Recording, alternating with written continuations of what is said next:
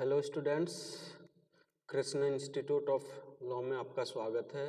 Subject हमारा history और topic हमारा शिवाजी का शासन प्रबंध। यह शिवाजी एक सफल शासक थे। देखिए, एडमिनिस्ट्रेशन ऑफ शिवाजी और he was a good administrator. देखिए, इसमें हम देखेंगे कि शिवाजी का जो शासन प्रबंध या शिवाजी एक सफल शासक कैसे थे, उनके विषय में हम पढ़ेंगे।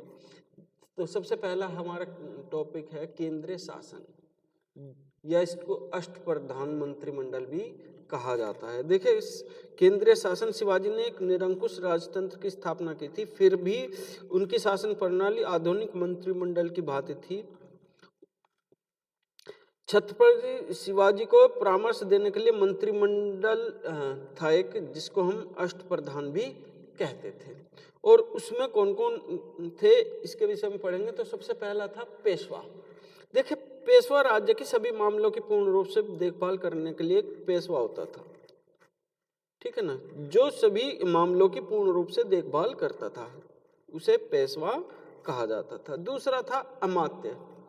अमात्य क्या था? राज्य भर के हिसाब किताब करने की जांच करने के लिए मंत्री होता था, उसे कहते थे अमात्य, जो पूरे राज्य का हिसाब किताब क्या करता था। तीसरा था मंत्री। एक व्यक्ति राजा का व्यक्तिगत रूप से सहायक होता था। राज्य की प्रत्येक पत्र व्यवहार एवं उसके द्वारा की गई प्रत्येक कार्रवाई उसी के द्वारा लिखी जाती थी। उस व्यक्ति को मंत्री कहते थे, जिसको आज हम प्रधानमंत्री का पीए बोल देते हैं, है ना, जिसको हम पीए कह सकते हैं। उस टाइम पर वो मंत्री के रूप में कार्य करता था। नेक्स्ट है आपका थानाध्यक्ष। देखिए, थानाध्यक्ष जो होता था, नेक्स्ट आपका थानाध्यक्ष। थानाध्यक्ष जो है, इसका मुख्य कार्य धार्मिक कृत्यों की तिथि निश्चित करना, पापाचार धर्म भ्रष्टा के लिए दंड देना तथा ब्राह्मणों में दान बंटवाना, इसी का कार्य था। प्रजा के आचरण को सुधारना भी इसका कार्य था। फिर है सुमंत। नेक्स्ट जो आपका होता था वो था सुमंत। यह विदेशों से संबंध रखने वाले विदेशी की संधि विग्रह के प्रश्नों पर राजा को परामर्श देता था, यानी कि विदेशों से विचार विमर्श करना ये सुमंत का कार्य था, है ना, जिससे हम आज कह सकते हैं कि भाई विदेश मंत्री उस समय पर यह विदेशी राजदूतों और प्रतिनिधियों की देखभाल करता था। नेक्स्ट था इनका सचिव। राज्य भर के सभी पत्रों की जांच करने के लिए एक सचिव होता था। उसका कार्य पत्रों की जांच करना और लिखना था। नेक्स्ट था सेनापति। देखिए, इसका कार्य सेना की भर्ती, संगठन, अनुशासन रखना, इसका कार्य था सेनापति। और फिर नेक्स्ट लास्ट था न्यायाधीश। देखिए, न्यायाधीश यह राज्य का सबसे बड़ा न्यायाधीश था। सैनिक व असैनिक न्याय करना, भूमि अधिकार, गांव की मुखियागिरी आदि के निर्णयों पर अमल करना उसका काम था। थानाध्यक्ष और न्यायाधीश को छोड़कर अन्य सब मंत्रियों को समय समय पर फौज का नेता बनकर लड़ाई में जाना पड़ता था सबको। पेशवा को जो है ना 15,000, अमात्य को 12,000, अन्य मंत्रियों को 10,000 हुत वेतन दिया जाता था। तो फिर है अब हमारे इसमें ये केंद्रीय शासन हुआ, जिसमें 8 अष्टप्रधान मंत्रिमंडल थे, जिनके विषय में हमने अभी पढ़ा। दूसरा हमारा था प्रांतीय शासन, प्रोविजन एडमिनिस्ट्रेशन। देखिए, प्रांतीय शासन क्या था? प्रांतीय शासन सैन्य शिवाजी का राज्य जो है अधिक विस्तृत हो रहा था, बढ़ रहा था, अतः केंद्र से उसका शासन सुचारू रूप से चलाना कठिन था। तो क्या हुआ, शासन की सुविधा के लिए जो है उसे 4 भागों में विभक्त कर दिया। यह भाग प्रांत कहलाते थे। जो इसने अपने राज्य को 4 भागों में बांट लिया, प्रांतों में भाग थे वे प्रांत कहलाए। सीधे शिवाजी के नियंत्रण में ये रहते थे। स्वराज का कहा जाता, और इन्हें क्या कहा जाता था? स्वराज। प्रदेशों को स्वराज कहा जाता था। इसका प्रबंध स्वयं शिवाजी के हाथों में होता था। तीनों प्रांतों में सूबेदारों की नियुक्ति की गई थी, जो शिवाजी की इच्छा पर कार्य करते थे। वे अपने प्रत्येक कार्य के लिए शिवाजी के प्रति उत्तरदायी थे। प्रत्येक प्रांत में भी केंद्र की भांति व अष्टप्रधान की व्यवस्था की गई थी। फिर है स्थानीय शासन, लोकल एडमिनिस्ट्रेशन। देखिए स्थानीय शासन प्रत्येक प्रांत में ग्रामीण समुदाय था जो पूर्ण रूप से स्वतंत्र था, उनकी व्यवस्था में कोई परिवर्तन नहीं किया गया था।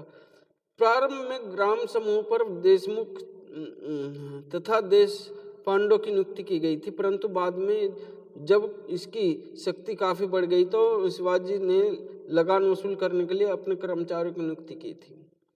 फिर है हमारा सेना की व्यवस्था। देखिए शिवाजी की सेना का संगठन और अनुशासन बहुत अच्छा था। सैनिक सुधारों की ओर उन्होंने बहुत ध्यान दिया था। एक स्थायी सेना की व्यवस्था भी की गई थी।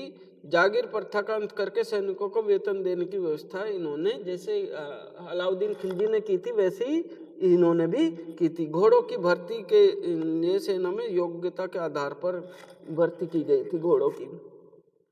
तो ये सेना की व्यवस्था थी। फिर है दुर्गों की व्यवस्था। देखिए दुर्गों की शिवाजी ने नए नए दुर्गों के जो है बनवाए और पुनः जो दुर्ग थे उनको सही ठीक कराया, जीर्णोद्धार द्वार जिसको हम कहते हैं ठीक कराना, वो कराया। प्रत्येक दुर्ग के प्रबंध के लिए जो है कर्मचारी नियुक्त किए गए जिनका उत्तरदायित्व सामूहिक होता था।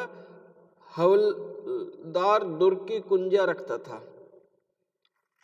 ठीक है ना। फिर है आपका रणनीति। देखिए वार स्ट्रेटेजी, देखिए रणनीति बहुत इंपॉर्टेंट करती है कि हमारी कैसी रणनीति होती है। तो शिवाजी की जो रणनीति थी वो छापामार रणनीति थी। वो शत्रुओं पर जो है ना एकदम से आक्रमण कर देते थे, लूटमार मचाकर पहाड़ियों पर भाग जाते थे। अपनी सेना को वे छोटी छोटी टुकड़ियों में बांट लेते थे जिससे सेना का संचालन बड़ी तीव्र गति से किया जा सकता था। यानी कि छोटे रूप में अगर हम सेना की टुकड़ियों को बांटेंगे तो जल्दी असरदार होती है। तो रणनीति उसने ऐसी बनाई थी कि छापा मार रणनीति। नेक्स्ट हमारा न्याय व्यवस्था। देखिए न्याय व्यवस्था कैसी थी। शिवाजी के साम्राज्य में न्याय की उचित व्यवस्था न थी, वास्तव में सरल, कठोर तथा अव्यवस्थित था। सर्वोच्च न्यायालय की हजीर मजलिस या सम्राट का दरबार कहते थे। इस न्यायालय द्वारा बहुत महत्वपूर्ण मुकदमों का निर्णय होता था। हजरी मजलिस के बाद न्यायाधीश का न्यायालय का, जिसमें नीचे की न्यायालय द्वारा आई हुई अपीलें सुनी जाती थी। दीवानी तथा फौजदारी दोनों प्रकार के मुकदमों को सुना जाता था। न्याय के प्रतिदिन के कार्य ग्राम पंचायत और ग्राम पटेल द्वारा होते थे। ग्राम जो पंचायतें थी दीवानी के मुकदमों का निर्णय करती थी और पटेल फौजदारी के छोटे छोटे अपराधों पर दंड दिया करता था, किंतु बड़े अपराधों पर कठोर दंड मिलता था। ये न्याय व्यवस्था थी। फिर हमारा नेक्स्ट जो है वो धार्मिक नीति, रिलीजियस पॉलिसी। देखिए धार्मिक नीति क्या थी। कट्टर हिंदू होते हुए भी शिवाजी दूसरे धर्मों का सम्मान करते थे, ये उनकी धार्मिक नीति थी। उन्होंने मुसलमानों को धार्मिक विचार तथा नमाज की पूरी जो है स्वतंत्रता दे रखी थी। वे उनकी पीरों और मस्जिदों का आदर करते थे। हिंदू मंदिरों के साथ साथ मुसलमान जो है फकीरों को और पीरों को भी आर्थिक सहायता देते थे।